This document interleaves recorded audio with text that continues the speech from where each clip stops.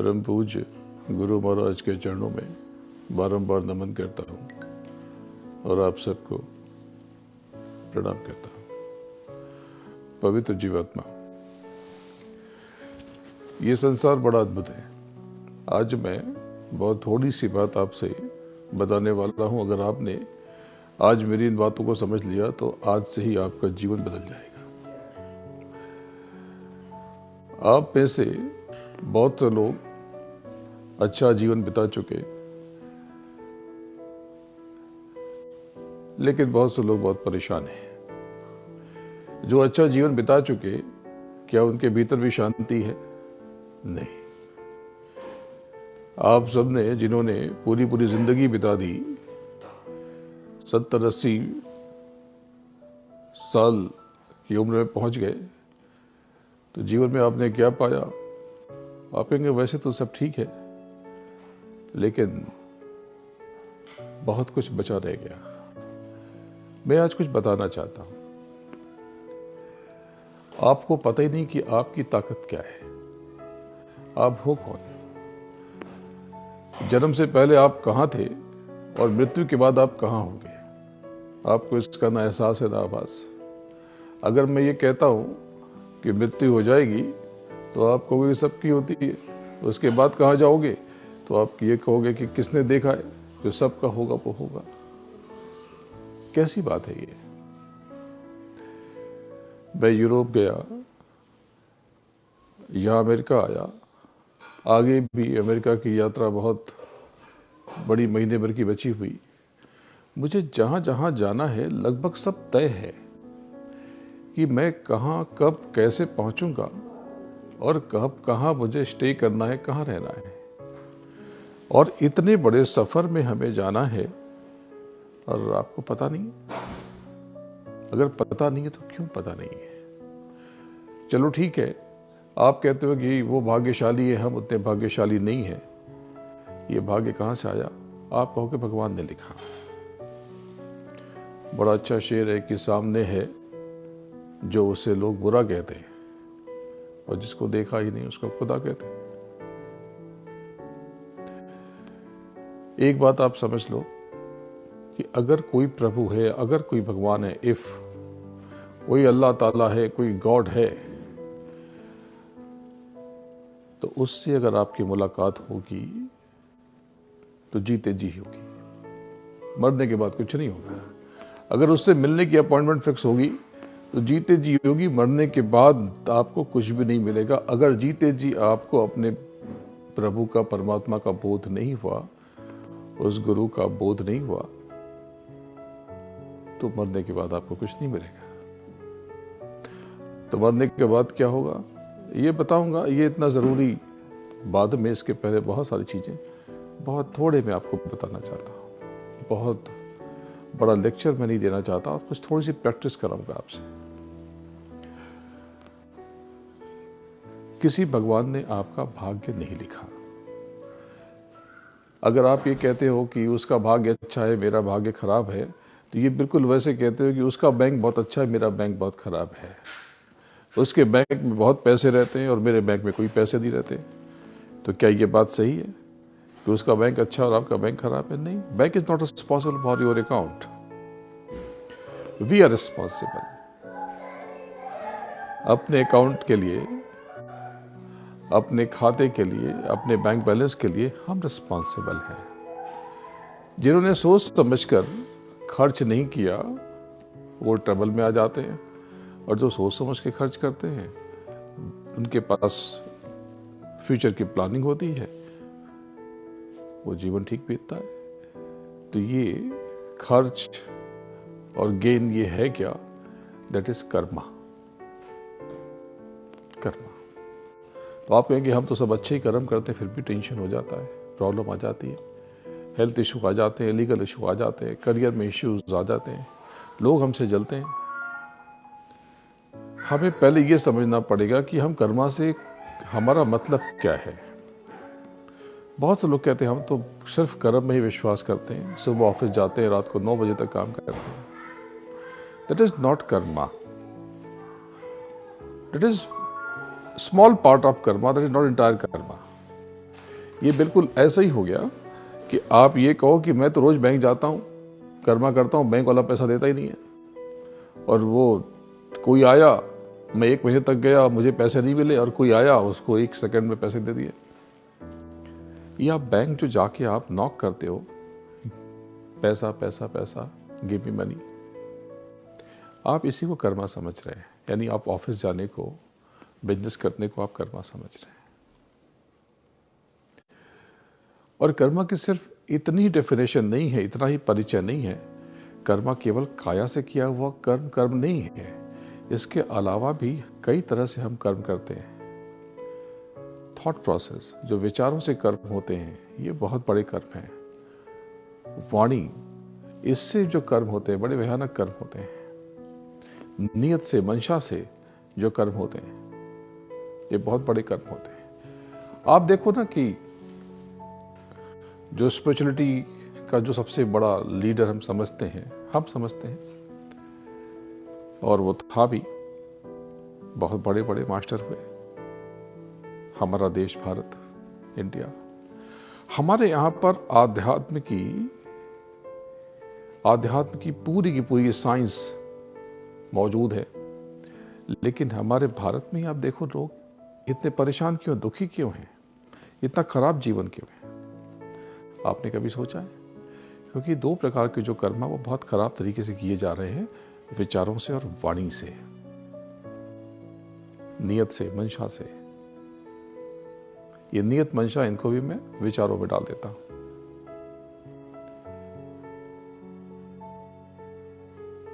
असत्य से, गाली गलौज, एब्यूज करना। आप देखेंगे कि यहां पर अर्न करना इजी नहीं है, लेकिन लाइफ फिर भी इजी है। परचेसिंग पावर यहाँ की बेटर है। उतनी मेहनत करके उतने पैसे नहीं मिलते।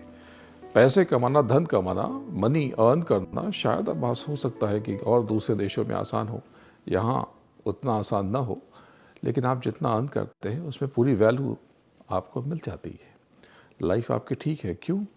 क्योंकि यहाँ लोगों की नियत मंशा एक नॉर्मल स्केल पे अगर मेजर करें तो उतनी खराब नहीं है। यहाँ लोग बात बात में झूठ नहीं बोलते। मैंने एक्सपीरियंस किया है, आपका एक्सपीरियंस क्या होगा आपको पता है कि यहाँ शायद आप किसी को कोई गाली दे दो तो शायद वो सुन ले एक बार, लेकिन आप उसे बोलो कि तुम झूठे हो, तुम झूठ बोल रहे हो, और वो झूठ नहीं बोल रहा है तो वो नहीं सुनेगा। यहाँ पर लोग बहुत कम झूठ बोलते हैं, ऐसा मैंने पाया है। एक बार की बात है कि मैं LA से आ रहा था। सबके साथ नहीं होता, पर मेरा अपना एक्सपीरियंस मैं बताता हूँ कि मैं हर जगह कुछ खा नहीं पाता, तो फ्रूट्स वगैरह मैं ज़्यादा कंज्यूम करता हूँ। तो एक स्टोर के पास रुक करके कुछ फ्रूट्स लिए, पैसा निकाले, पे करने की कोशिश की। मैंने दिए या साथ में किसी ने दिए, मुझे याद नहीं है, पर पैसे मैंने निकाले अपने बैग से, आगे चला गया। 2-3 आवर्स की ड्राइव पे फिर हम रुके, हमने एक ब्रेक लिया, और फिर मैंने देखे तो मेरा बैग नहीं था, उसमें पासपोर्ट भी था, उसमें पैसे, मनी भी थी, डॉलर्स भी थे। तो याद क्या, तो याद है कि वहाँ तो पैसे आपने वहाँ पे करेंसीज निकाली थी, तो वहाँ तक तो था उस स्टोर पे, और यहाँ नहीं है, मतलब वहीं छूट गया। हम वापस 3-4 आवर्स ड्राइव करके वापस पहुँचे, और जिस कार्ट में, जिस ट्रॉली में हमने सामान रखा था, फ्रूट्स रखे थे, जहाँ खड़ी की थी वो वहीं थी, और उसी में बैग था। बल्कि किसी ने उस पर टिश्यू रख दिया था, जिससे बारिश वारिश हो रही थी, या कुछ पॉलीथीन रख दिया था जिससे खराब नहीं हो जाए। ये मेरा अपना अनुभव है, आपका अनुभव शायद ऐसा ना हो या हो।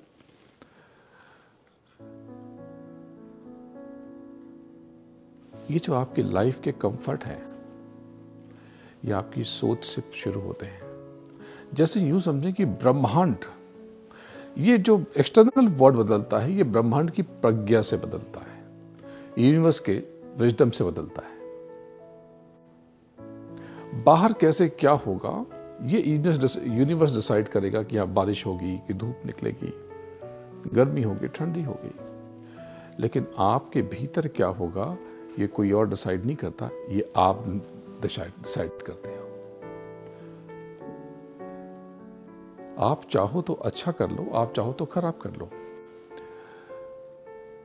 आपके तो हमें खुशी नहीं मिल रही। कहाँ ढूंढी खुशी आपने? बोले रिश्ता बहुत बना, बहुत से लोग मिले, लेकिन सब ने चीट किया, सब ने धोखा दिया। हमने बहुत मेहनत की पर वो सब नहीं हो पाया। बहुतों को बहुत कुछ मिल जाता है, हमें कुछ नहीं मिला या उतना नहीं मिला। ये जो हैप्पीनेस है, पहले इसे आप समझ लो, ये हैप्पीनेस कहाँ मिलती है? कोई प्रोडक्ट है क्या? किसी के पास है उससे जाके लाना है? नहीं। पर आप तो ऐसा ही करते हो कि ये बड़ा हाउस मिल जाए तो हम जिंदगी हमारी बन जाएगी, ये गाड़ी मिल जाए तो मजा आ जाएगा, इस पर्सन से मेरी शादी हो जाए तो बहुत अच्छा हो जाएगा, ये कॉन्ट्रैक्ट, ये डील मिल जाए तो जिंदगी मेरी बहुत सुंदर हो जाएगी। अगर आप ऐसा सोचते हो तो विश्वास करो आप गलत दिशा में हो। वो मिलने के बाद भी कुछ नहीं होगा, क्योंकि यही होता है। हमें लगता है कि हमारी शादी उससे हो जाए तो जिंदगी बदल जाएगी, फिर डिवोर्स क्यों होता है जन्म का ये रिश्ता तो बदलता क्यों है? फिर टूटा क्यों? टूटा इसलिए कि शुरू में जब मुलाकात हुई तो बहुत खुशी मिली, तो हमने समझा कि उस पर्सन में ही हमें, उस व्यक्ति में ही खुशी मिलेगी, जबकि खुशी वो हमारे भीतर से कहीं झिमिर झिमिर झिमिर बरस रही थी। हमने उस पर्सन में, उस व्यक्ति में खुशी ढूंढी, और जब वो हमें मिल गया तो लगा वो तो बेकार आदमी है, हमारे जैसा ही, कुछ खास नहीं है उसमें, ऐसा ही ऑर्गन, एक्स्ट्रा ऑर्गन नहीं है, कोई खास बात नहीं है, ऐसी सोचता है, उतना ही मीन है जितना मैं हूं, उतना ही छोटा आदमी भीतर से जितना मैं हूं।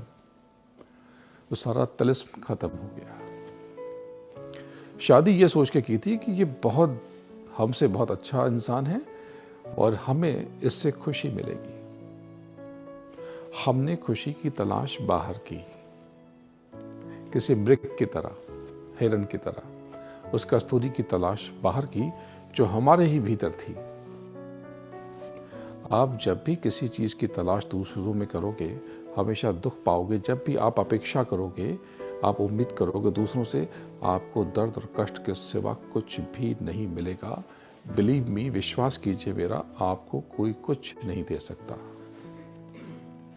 अगर आपके जीवन में दुख है तो ये भी आपने कहीं से उठाया है, अपने भीतर से इसको प्रकट किया है। ये खुशी और गम किसी बात से ट्रिगर हुए जरूर, पर थे हमारे भीतर ही। आप लोगों को थोड़ी समझ होगी, कुछ लोग बहुत बुरे हेल्थ से गुजरे। ये जो कैंसर हो जाता है, ये कहां से आता है? किसी चीज में कोई वायरस है, कहीं बाहर से आता है? ये हमारे भीतर ही होता है। जब उससे फाइट करने वाली एनर्जी, इम्यूनिटी जब कम हो जाती है, ये जो भी विटामिन, कहीं कहीं किसी से B17 है और भी बहुत से रिस्पॉन्सिबल हैं इसको संभालने के लिए, जब वो कम हो जाते हैं तब वो जो छुपा है वो बाहर निकल पड़ता है। वो दैट, वो नेगेटिविटी हमारे भीतर से ही निकली, वो एंजाइटी हमारे भीतर से ही निकली, वो एसिडिटी हमारे भीतर से ही निकली। तो ये कैसे निकली? वो जो इम्यूनिटी थी जिसने उसको रोक के रखा था वो कम पड़ गई, वो टूट गई। क्यों? क्योंकि हमने उसको तोड़ दिया जाने अनजाने में। जब हम बाहर दूसरों में खुशी तलाश करते हैं, जब हम बाहरी चीज़ों के पीछे दौड़ते हैं, जब हम खुद को बाहर की तरफ लेके जाते हैं, तो ये जो शील्ड है, कवच है, ये टूट जाता है। तो हमें हेल्थ इश्यूज आते हैं, हमें मेंटल इश्यूज आते हैं, फिजिकल हेल्थ, मेंटल हेल्थ, फिर फाइनेंशियल इशू आते हैं, सारी प्रॉब्लम, फिर लीगल प्रॉब्लम आती है। ये प्रॉब्लम उनको ज्यादा होती है जो समझते हैं कि प्रॉब्लम तो नहीं हो जाएगी। आपको पता नहीं कि जब आप कहते हैं सब ठीक तो रहेगा ना, मुझे पता नहीं क्यों अच्छा नहीं लग रहा, कुछ बुरा होने वाला है। अब ये बुरा बुरा करके आपने बुरे को ट्रिगर कर दिया। क्या बुरा और क्या अच्छा होता है? आप किसको अच्छा समझते हैं? मुझे एक कैरेक्टर बताइए, एक पर्सन का नाम बताइए, प्रेजेंट से या पास्ट से, जिसके लाइफ में सब कुछ ठीक ही रहा। किसी प्रेसिडेंट का नाम लीजिए, किसी किंग का नाम लीजिए, किसी टाइकून का नाम लीजिए, याद करके बताइए इसकी जिंदगी में कुछ बुरा ना हुआ।